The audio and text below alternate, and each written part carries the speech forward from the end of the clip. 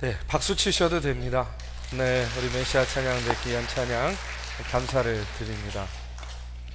저는 오늘 예배 마친 후에 우리가 파송한 이규하 선교사님 사역하시는 인도네시아 자카르타 국제대학 개원식에 참여하고자 우리 성도님들과 함께 동행을 합니다. 여러분 여정을 위해서 기도해 주시기를 바라고요. 또 우리 이규하 선교사님 위해서도 배후에서 계속해서 기도해 주시기를 바랍니다. 지난 금요일, 토요일 이틀 동안 이곳에서 예배 컨퍼런스가 열렸습니다. 참 귀하고 복된 찬양들, 또 귀한 말씀들이 선포되었는데 그 일을 위해서 참 배후에서 애쓰고 수고하신 많은 분들이 계세요. 그분들에게 감사의 말씀을 드립니다. 그리고 사실은 이게 젊은이들한테 조금 포커스가 맞춰져 있는 행사였는데 제가 깜짝 놀란 게 우리 원로 장로님을 비롯해 가지고 우리 원로 권사님들 오셔가지고요, 저는 뭐 잠깐 있다가 뭐 우리랑은 안 맞는구나 하고 이렇게 가실 줄 알았는데 저 깜짝 놀랐어요. 막 앞에서 막 봉봉 뛰시면서 찬송하고 찬양하는데 저러다 병나시지 않을까 이런 염려하고 그랬는데 끝까지 자리를 지키고 말씀을 듣고 또 끝까지 찬양하고 기도하는 모습 보면서 참 감사하다 하는 그런 생각을 갖게 됐습니다. 여러분, 신앙생활을 오래 했던 적게 했던, 나이가 많던 적던 우리 안에는 여러분 그런 영적인 갈급함이 있습니다. 그 갈급함을 우리가 어떻게 해소하느냐는요, 하나님께서 여러분들에게 그때그때 주시는 그런 기회를 우리가 어떻게 선용하느냐에 따라 달라질 거라고 생각합니다. 앞으로도 우리 교회에서 이 모양 저 모양으로 여러분들이 함께 하나님의 영광을 드러내는 그런 여러 가지 사역들이 펼쳐질 텐데, 여러분 건강하시고 또 시간 허락하시고 열정 허락하시는 그런 한 해서 최선을 다해서 하나님의 복음을 위해서 헌신하고 주의 일에 동참하는 그런 주님의 귀한 성도들 되시기를 주님의 이름으로 축복합니다. 이 시간에는요, 법이 아닌 은혜로라는 제목으로 로마서 7장의 말씀을 가지고 함께 은혜를 나누고자 합니다. 요즘에 이제 새벽 예배 때 로마서 강해를 합니다. 그런데 이제 그 새벽 예배 시간에는 조금 그 시간이 제약이 있잖아요. 제한이 있어가지고 좀 이렇게 마음껏 이 말씀을 나누지 못할 때가 많이 있어요. 사실 이 말씀도 새벽 예배 때 얼마 전에 나눈 말씀인데, 제가 이 말씀 우리 성도들과 다 함께 같이 나누면 좋겠다 생각을 해서 좀 보완해 가지고 이 시간에 여러분들과 함께 나누려고 합니다. 새벽 예배 때 들으셨던 분들은 더 큰 은혜가 있기를 주님의 이름으로 축원합니다. 여러분, 제가 예전에 단독 목회할 때에 상가교회였어요. 뭐 사택이 따로 있지도 않았습니다. 그래서 제가 이제 직접 집을 얻어야 됐습니다. 그래서 그 주변에 이렇게 살피다가 막 집을 짓고 있는 빌라가 있었어요. 그래서 급한 마음에 그 빌라를 계약을 했어요. 덜컥 계약을 했습니다. 완성이 되지 않은 집이었어요. 그런데 이제 시간이 지나서 문제가 생겼는데 그 집을 짓던 업자가 사라졌어요. 그래가지고 이 건물이요, 준공검사를 못 받는 거예요. 그러다 보니까 이제 어떻게 되냐면, 그러면 이제 또 경매에 나가게, 뭐 이렇게 팔리게 되는 겁니다. 이걸 어떻게 해야 되나 이렇게 보니까 뭐 방법이 별로 없어요. 경매에 넘어가면 그 전세 자금도 다 받지 못한다는 거예요. 그래가지고 큰일 났다 싶어가지고 막 어떻게 하면 좋겠나 이렇게 보니까 우리나라에 그런 세입자들을 보호하는 임대차 보호법이라는 게 있더라고요. 여러분 아세요? 예. 세입자를 보호하는 임대차 보호법이 있다 하는 얘기를 듣고 제가 막 인터넷 막 이런 거 뒤져가지고 그 임대차 보호법이 무언지요, 그냥 얼마나 많이 조사를 하고 공부했는지 몰라요. 막 법원에도 쫓아다니고, 그 전에는 뭐 그런 법이 있는지조차도 몰랐고요, 관심도 없었습니다. 근데 막상 내가 이제 뭔가 어려움을 당하고 그것이 필요하게 되니까 막 공부하게 되고 찾게 되더라고요. 여러분, 우리나라가 헌법이 있습니다. 그렇죠? 근데 여러분 헌법에 어떤 그 조항들이 있는지 여러분 세세하게 잘 모르시죠? 예, 그냥 있나 보다 이러고 사실 거예요. 근데요, 그것이 알게 되는 때가 있습니다. 언제 알게 됩니까? 내가 대상이 되면 그때야 비로소 알게 되는 거예요. 여러분, 법이라는 게 그렇습니다. 법은요, 내가 그 법의 대상이 되면 알게 돼 있어요. 그래서요, 우리나라에서 법을 제일 잘하는 사람들이 누군지 아세요? 뭐 판사, 변호사, 검사들 당연히 법을 잘 알겠죠. 그러나 일반인 중에서 법을 제일 잘 아는 사람은요, 범죄자입니다. 범죄자. 예? 왜 그렇습니까? 그 법에 자기가 이제 대상이 되니까. 그래서 도둑질 하는 사람은요, 대충 이 정도 물건 훔치면 내가 대충 어느 정도 형량 받겠구나, 이거 아는 거예요. 상습적으로 뭐 이렇게 잘못하는 그런 사람들은 이제 잡히게 되면 내가 어떤 법에 적용을 받고 어느 정도 벌금 받고 뭐 어느 정도 형량 살겠구나, 이거 다 잘 압니다. 여러분, 법이라는 것은 이처럼 죄의 경중을 알게 하는 겁니다. 법은요, 그것을 통해서 죄값을 치르도록 만드는 것이 법이라는 거예요. 그런데 오늘을 사는 우리 신앙인들에게도 법이 있습니다. 어떤 법이 있습니까? 예? 율법이 있잖아요. 율법. 여러분, 우리에게도 하나님께서 우리에게 주신 율법이 있어요. 사도 바울은 하나님께서 우리에게 주신 율법의 목적이 무엇인지 하는 것에 대해서 로마서 3장 20절의 말씀에 보면 이렇게 이야기합니다. 우리 한번 같이 읽어보겠습니다. 그러므로 율법의 행위로 그의 앞에 의롭다 하심을 얻을 육체가 없나니 율법으로는 죄를 깨달음이니라. 자, 율법을 하나님께서 우리에게 주셨어요. 그런데 그 율법을 주신 목적이 뭐라고 이야기합니까? 우리로 하여금 죄를 깨닫게 하기 위함이다 라고 이렇게 이야기해요. 여러분, 우리는 율법을 통해서 우리 속에 있는 죄가 무엇인지를 알게 되는 겁니다. 여러분, 만일 우리가 죽을 병이 있어요. 그러면 어떻게 합니까? 그 병이 무엇인지를 검사해야 돼요. 근데 그 병을 검사하지 않고 있다면 어떻게 됩니까? 우리 속에 있는 그 병이 무슨 병인지도 모르고 그 병이 무엇인지 모른 채 치료도 안 받고, 그러면 결국에는 그 병 때문에 나중에는 어떻게 되는 거예요? 죽을 수밖에 없다는 그런 이야기예요. 마찬가지로 하나님께서 우리에게 율법을 주셨는데 우리는 그 율법을 통해서 우리 속에 있는 죄가 무엇인지를 깨닫게 되는 거예요. 근데 그 율법을 모르면 어떻게 되는 겁니까? 우리 속에 어떤 죄가 있는지를 알지 못하는 거예요. 죄가 죄인 줄도 모르고 그냥 그 죄와 더불어서 날마다 먹고 마시고 살다가 종국에는 어떻게 되는 거예요? 죽어요. 그냥 죽으면 끝이면 좋은데 그게 아니잖아요. 지옥에 가게 되는 겁니다. 여러분, 율법이 왜 중요하냐? 율법은 우리가 우리 속에 어떤 죄가 있는지를 깨닫게 하는 그런 도구의 역할을 하기 때문에 율법이 중요하다는 거예요. 그런데 여러분, 율법이 중요하기는 한데 그 율법에 한계가 있습니다. 그 율법의 한계가 뭐냐면, 율법은 죄는 깨닫게 하는데 죄를 치유하는 능력이 없다는 거예요. 이게 율법의 한계예요. 깨닫게는 하는데 치유의 능력이 없어요. 율법은 우리 속에 우리가 어떤 죄가 있는지를 알게 해주기는 하는데 치료를 못한다는 거예요. 여러분, 병원에 갔어요. 병이 발견됐습니다. 나에게 이런 병이 있구나. 그렇게 아는 것으로만 끝나면 무슨 의미가 있어요? 어떻게 해야 됩니까? 치료받아야 되잖아요. 고침받아야 되잖아요. 그런데 율법은 그런 능력이 없다는 거예요. 그것이 율법의 한계라는 겁니다. 예수님 당시의 유대인들, 이들은 율법을 붙잡고는 살았습니다. 그들이 그 율법을 통해서 자신들의 죄가 무엇인지는 알고 있었어요.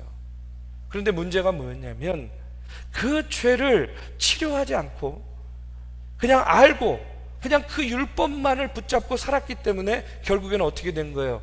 그 율법과 더불어서 그냥 죽고 만 거예요. 그런데 하나님께서는 그와 같은 백성들을 불쌍히 여기시고 긍휼히 여기셔서 여러분, 우리를 구원해 주시기 위해서 율법을 통해서 죄를 깨닫고 죄를 발견하고 죄가 무엇인지는 아는데 그것을 치유함받지 못하는 우리들을 치유해 주시기 위해서 누구를 보내주셨어요? 바로 예수 그리스도를 이 땅에 보내주신 겁니다. 우리가 예수 그리스도를 믿고 주님의 십자가를 바라보며 나아갈 때에 예수 그리스도의 그 십자가 보혈의 은총으로 우리가 어떻게 되는 거예요? 죄사함 받는 거예요. 죄를 치유함 받는 겁니다. 치료를 받게 된다는 이야기예요. 그래서 여러분, 율법은 죄를 깨닫게 하지만 치유를 하지 못해요. 치료자는 누굽니까?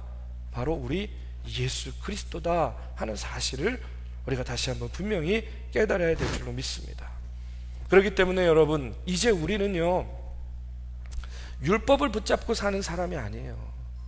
율법을 붙잡고 사는 사람이 아니라 이제 우리는 그 예수 그리스도, 치료자 되시는 예수 그리스도의 은혜를 머금고 사는 사람들이다 하는 사실을 여러분 기억하시기 바랍니다. 은혜입니다. 네.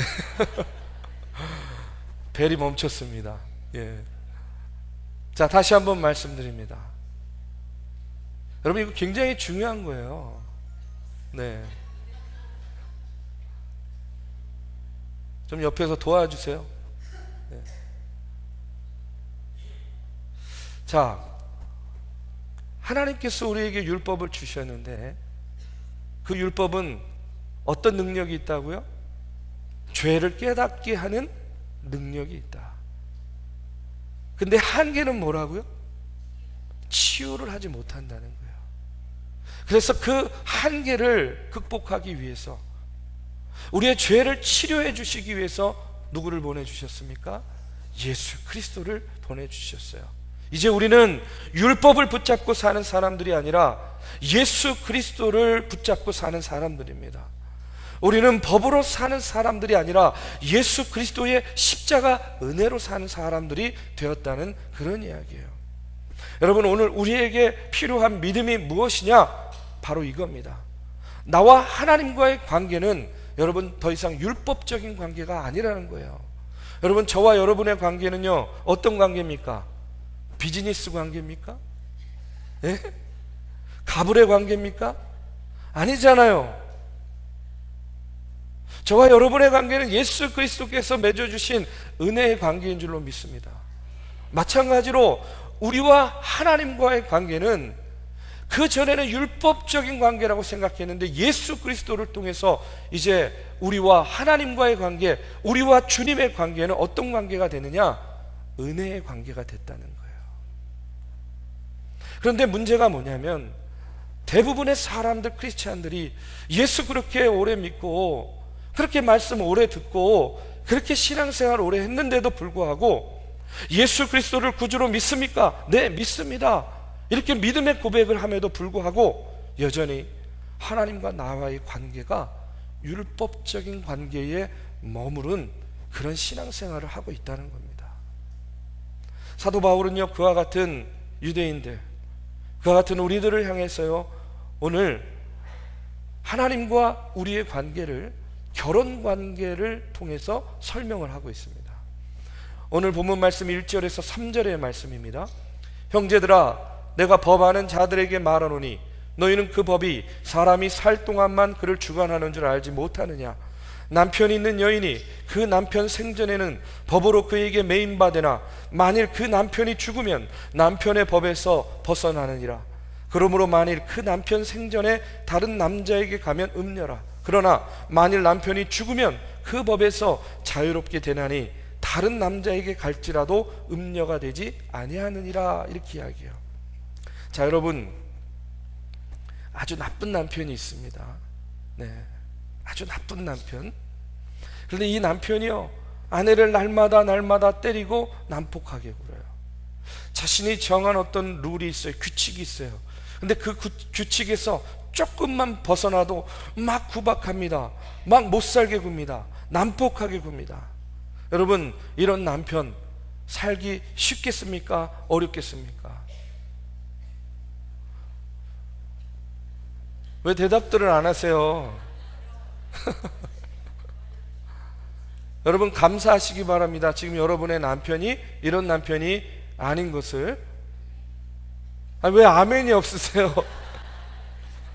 제가 일부 예배 때 물어보니까 남편분이 아멘 그러는 거예요. 아니, 아내가 아멘을 해야지 왜 남편이 아멘을 합니까? 다시 한번 말씀드릴게요. 이런 남편이 아니어서 여러분 감사하시기 바랍니다. 네. 그런데 여러분, 요즘 같으면요, 만약에 이런 경우라고 한다면 이혼할 수 있잖아요. 헤어질 수 있습니다. 그런데 이 바울 시대에만 해도 아무리 이런 상황이라고 하더라도 여자가 남편에게 이혼하자 할 수 없었어요. 여러분, 그냥 이 어려움 그냥 겪어야 되는 거예요. 감내해야 되는 거예요. 참아야 되는 겁니다. 여러분, 이 여자는 그 남편이 살아있는 동안에는 결코 다른 남자에게 갈 수가 없어요. 이 끔찍한 상황에서 벗어날 길이 없다는 이야기입니다. 그냥 그 꼼짝없이 그 남편하고 살아야 돼요. 그런데 여러분, 이 상황에서 벗어날 수 있는 길이 하나 있어요. 그게 뭔지 아십니까? 오늘 말씀에 나오잖아요. 남편이 죽는 거예요. 남편을 죽이는 건 아닙니다. 예? 남편이 죽으면 돼요. 제 얘기가 아니라 이제 성경에 나오는 얘기 그대로 하는 겁니다. 근데 참 감사하게도 어느 날 일어나 보니까 남편이 어떻게 된 거예요? 죽었어요. 할렐루야. 남편이 죽었어요. 그러니까 어떻게 해도 돼요? 이제 다른 남자와 결혼해도 되는 겁니다. 그러면 이 여인의 이제까지의 그 삶의 곤고함이 한 번에 해결이 되는 겁니다. 그런데 여러분, 바울이 지금 이와 같은 이야기를 하는 이유가 뭐냐면 예수님과 우리의 관계가 바로 그와 같다는 거예요. 여러분, 4절 말씀에 보면 그러므로 내 형제들아 너희도 그리스도의 몸으로 말미암아 율법에 대하여 죽임을 당하였으니 이는 다르니 곧 죽은 자 가운데에서 살아나신 이에게 가서 우리가 하나님을 위하여 열매를 맺게 하려 함이라. 그전에는 율법이 내게 있어서 남편 노릇한 겁니다. 이건 이렇게 해야 돼, 저건 저렇게 해야 돼. 조금만 어긋나고 조금만 부족하면 여지없이 비판하고 정죄하고 두드려 패고. 그런데 여러분, 그 남편이 어떻게 됐다고요? 죽었다고요. 이제 그 옛 남편인 그 율법과 사별한 다음에 다른 이에게 갔어요. 다른 남편에게 갔어요. 그 다른 남편이 누구라는 얘기예요? 예수님. 예수님에게 간 거예요. 이제는 예수님이 내 남편이 되었어요. 나는 예수님의 신부가 되었습니다. 더 이상 옛 남편인 율법이 나를 지배하지 못하는 거예요. 새로운 남편인 예수님은요, 얼마나 좋은지 몰라요. 얼마나 부드러운지 몰라요. 말 한마디를 해도 얼마나 스윗하고 달콤하게 하는지 몰라요. 사랑의 말을 하고 용서해주고, 여러분, 부족한 것이 있으면 넉넉하게 품어주는 그런 새로운 남편을 만나게 됐다는 그런 이야기입니다. 은혜를 주는 남편, 용서해주는 남편, 사랑을 주는 남편. 여러분, 이제는 옛 남편 율법하고는 완전히 결별한 겁니다. 새로운 신랑 예수 그리스도께서 오늘 우리를 이렇게 품어주시고 인도해 주신다는 거예요. 우리는요, 믿음의 사람들이기 때문에 바로 그와 같은 믿음을 통해서 우리의 삶이 이렇게 바뀌어지는 겁니다. 여러분, 누구를 통해서? 예수 그리스도를 통해서. 우리가 율법의 잣대로 보면 우리가 얼마나 죄가 많습니까? 얼마나 부족합니까?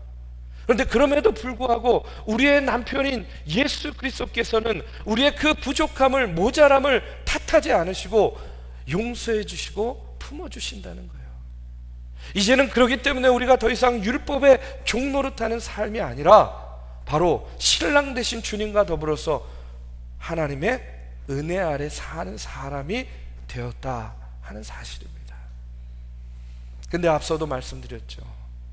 이게요, 안타깝게도 머리로는 이해가 되는데 이 가슴으로, 우리의 삶으로 이해가 되지 않는 거예요.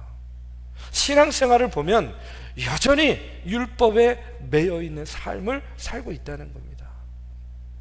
유대인들도 그랬고 오늘을 사는 우리도 그랬어요. 여러분, 성경에 보면 예수님께서 안식일에 일한 이야기 많이 나오잖아요. 그렇죠? 마가복음 2장 23절 이하에 보면 안식일에 예수님께서 밀박 사이로 지나가시다가 제자들이 길을 내기 위해서 이삭을 자릅니다.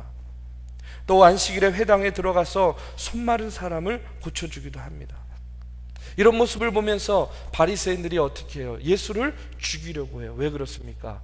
율법의 안식일의 규정을 어겼다는 거예요. 안식일에 일했다는 거예요. 안식일을 거룩하게 지키라는 하나님의 명령 어겼기 때문에 저 예수를 죽여야 된다라고 이야기하는 겁니다. 그들의 관심은 뭡니까? 그들의 우선순위는 뭐예요? 오로지 그 율법에 정해진 그 조문을 잘 지키는 것이 그들은 신앙생활 잘하는 것이다, 이렇게 믿었어요. 제 고등학교 친구 중에 여기 신촌에 아주 보수적인 교회에 다니는 그런 친구가 있었어요. 지금도 있습니다. 예전에 그 친구가 저한테 늘 하소연하는 게 뭐냐면 자기는요, 주일날 아무것도 할 수 없다는 거예요. 지금 그렇게 한답니다. 그래서 밥도 토요일날 주일치를 다 지어놓고 뭐 먹고 싶은 간식도 토요일 전까지 다 사다 놓고, 심지어는요 월요일날 시험이 있어도 주일날 시험 공부도 못하게 한대요. 그래서 밤 12시가 딱 넘어야 그때 이제 시험 공부를 할 수 있다는 거예요. 그래서 시험 때도 되면요, 그 친구는 맨날 이렇게 눈이 퀭해서 와요. 나 어제 잠을 못 잤어 막 이러면서. 근데 왜 그렇겠습니까? 안식일을 거룩하게 지켜야 된다고 믿기 때문이에요. 여러분, 이것이 잘못됐다라는 얘기가 아닙니다. 오해하지 마시고 들으세요. 여러분, 이처럼 하나님이 정해준 법을 잘 지키는 것이 신앙생활을 잘하는 것이다, 이렇게 생각하고 있는 거죠. 근데 중요한 것이 뭐냐면 이렇게 신앙생활 하면 여러분 기쁨이 없어요. 여러분, 신앙생활에 만족함이 없고 자유함을 누리지 못한다는 거예요. 진리가 너희를 자유케 하리라 하는데 하나님께서 주시는 그 자유함을 느끼기가 어려운 거예요. 왜 그렇습니까? 여러분, 율법이라는 것이요, 지켜도 끝이 없기 때문에 그래요. 그리고 율법이라는 것이요, 10가지 지키고 1가지 어겨도 되는 것이 아닙니다. 100가지 지켰으니까 내가 10가지 조금 소홀히 해도 되는 게 아니에요. 율법은요 100% 지켜야만 되는 겁니다. 여러분, 이 땅에 사는 누가 율법을 100% 지킬 수 있겠습니까? 지켜도 끝이 없어요. 100번 잘하다 하나 잘못해도 여러분 그것이 말짱 헛것이 되는 거예요. 그 다음에 우리 마음에 이런 마음 있잖아요. 나는 지키는데 저 사람 안 지켜요. 그러면 어때요? 화나잖아요. 나는 또 하는데 저 사람 안 해요. 그러면 어떻게 해요? 정죄하고 비판하잖아요. 뭐야 저 왜 안 해? 왜 안 지켜? 그렇기 때문에 이 율법이라는 것이요, 지켜도 끝이 없고, 또 지키려고 하면 비교하게 되고, 그러다 보면 그 율법의 조문을 가지고 그렇지 않은 사람을 정죄하고 비판하게 되는 거예요. 여러분, 그러면요, 그런 신앙생활이, 그런 믿음의 생활이 기쁨이 있겠습니까? 없겠습니까? 기쁨이 없죠. 만족함이 있겠습니까? 자유함이 있겠습니까? 여러분, 예수를 바르게 믿고 열심히 믿으려고 노력하는 건 너무나 중요합니다. 성격이 반듯하고 착하신 분들 많잖아요. 예? 날 때부터 성실하신 분들 많잖아요. 그렇게 열심히 믿는 거 좋아요. 문제는 뭐냐면 율법에 매여 있으면 중요한 건 기쁨이 없어요. 만족이 없어요. 그렇다고 여러분 신앙생활 뭐 그냥 적당히 대충대충 하라는 그런 얘기는 아닙니다. 여러분, 우리가 믿음의 생활하고 신앙생활 하는데 기쁨이 없으면 어떡해요? 만족이 없으면 어떡해요? 매일 걱정과 염려와 두려움과 근심에 쌓여 있으면 어떡하냐는 겁니다. 열매는 언제 맺게 되겠습니까? 왜 그렇습니까? 우리가 율법에 매여 있으면, 율법의 노예가 되어 있으면 우리가 신앙생활에 이처럼 기쁨을 누릴 수 없다는 거예요. 여러분, 혹 그런 분 계시면요, 이 시간 주님의 십자가 앞에 다 그 짐을 내려놓으시기 바랍니다. 하나님께서 주신 좋은 성품이고 은사인 것은 분명한데, 그러나 여러분, 그 법에 얽매여 있지 말고 하나님께서 주시는 은혜로 사는 그런 저와 여러분이 되어야 될 줄로 믿습니다. 여러분, 중요한 것은 우리는 법으로 사는 자가 되지 않고 은혜로 사는 자가 되어야 됩니다. 왜 은혜로 신앙생활하는 사람은 기쁨이 있겠습니까? 여러분, 은혜라는 게 뭔지 아세요? 은혜를요, 설명하면 이렇게 간단하게 이야기할 수 있어요. 받을 자격이 없는데 넘치는 사랑을 받는 것이 은혜예요. 나는 받을 자격이 전혀 없는데 넘치는 사랑을 부어주는 것이 바로 은혜입니다. 예를 들면, 여러분, 어저께 우리나라가 야구하고 축구에서 금메달 땄잖아요. 그렇죠? 그것도 다 누구를 이겼어요? 일본, 하나님을 이겼어요. 하나님이 어떻게 일본 이겼습니다. 일본. 자, 여러분 보세요. 자, 은혜에 대해서 설명하는 겁니다. 우리가 어저께 일본을 이겨서 금메달 땄어요. 근데 만약에 졌다고 한번 생각해 보십시오. 우리가 어저께 졌어요. 자, 이제 우리나라 선수들이 한국에 돌아올 때가 됐습니다. 그러면 아마 이제 어저께 졌으면 오늘 벌써 언론에 뭐라고 쫙 나왔겠습니까?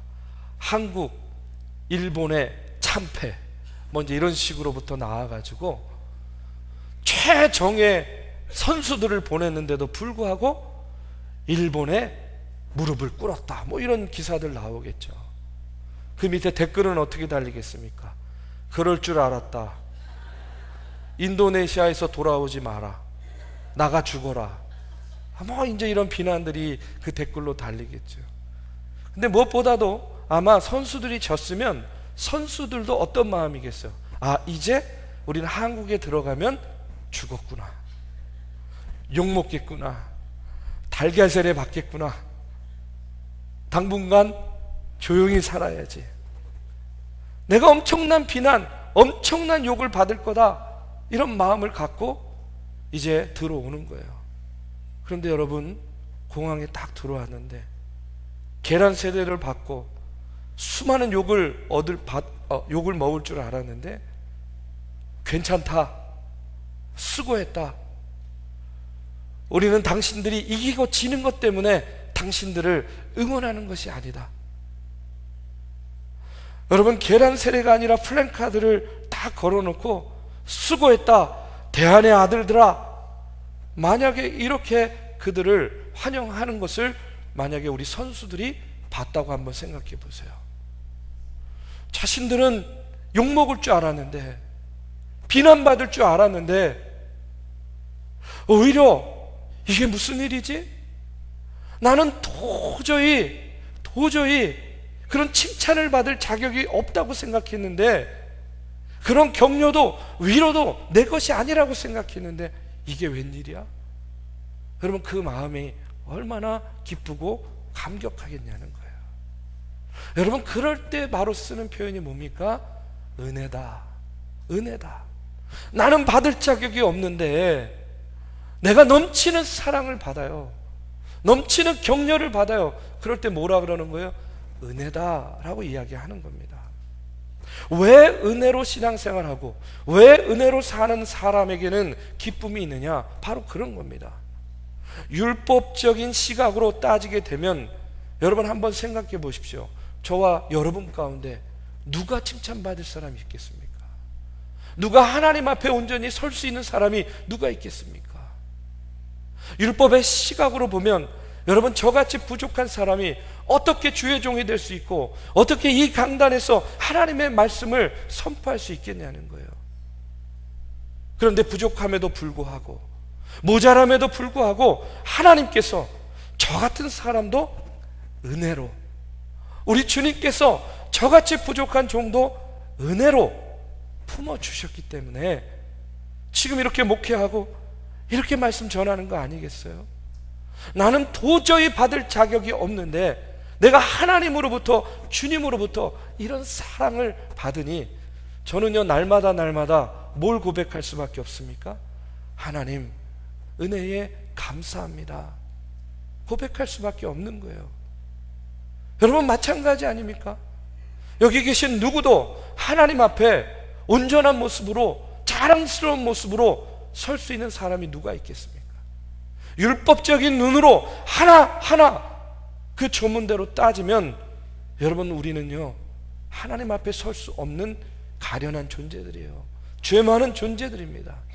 그러나 그럼에도 불구하고 하나님께서 저와 여러분을 은혜 가운데에 품어주시고 은혜로 대해주셨기 때문에 오늘 저와 여러분이 이 땅에서 이와 같은 신앙생활을 할 수 있는 겁니다. 그렇기 때문에 오늘 우리는 법으로 사는 사람들이 아니라 은혜로 사는 사람들인 줄로 믿습니다. 하나님과 나와의 관계는 내가 뭘 잘했고 잘못했고 그런 것과 상관없이 내가 예수 그리스도의 십자가를 바라보고 그 보혈의 은혜를 믿고 예수를 구주로 고백하고 나아가면 조금 부족해도, 모자라도, 불순종하고 죄 가운데 있어도 여러분, 나를 버리지 않으시고 나를 품어주시고 나를 세워주시고 인도해 주신다는 거예요. 그것이 바로 은혜의 관계라는 그런 이야기입니다. 사랑하는 우리 믿음의 성도 여러분, 오늘 말씀을 통해서 나와 하나님과의 관계는 더 이상 율법적인 관계가 아니라 은혜의 관계임을 다시 한번 마음속 깊이 믿고 깨닫고 확신하시기를 바랍니다. 그 은혜의 하나님께서 오늘도 저와 여러분의 삶을 온전히 인도해 주시고 책임져 주실 줄로 믿습니다. 오늘 이 시간에 우리 다 자리에서 일어나셔서 함께 찬양하고 기도하는 시간 갖겠습니다. 주님, 내가 은혜 아래 사는 줄로 믿습니다. 주님, 은혜로 사는 줄로 믿습니다. 그 은혜 때문에, 그 보혈의 은총 때문에 내가 죄 많은 인생길 가운데서도 하나님과 동행하는 줄로 믿습니다. 그 믿음의 고백으로 찬양하시고 함께 기도하겠습니다.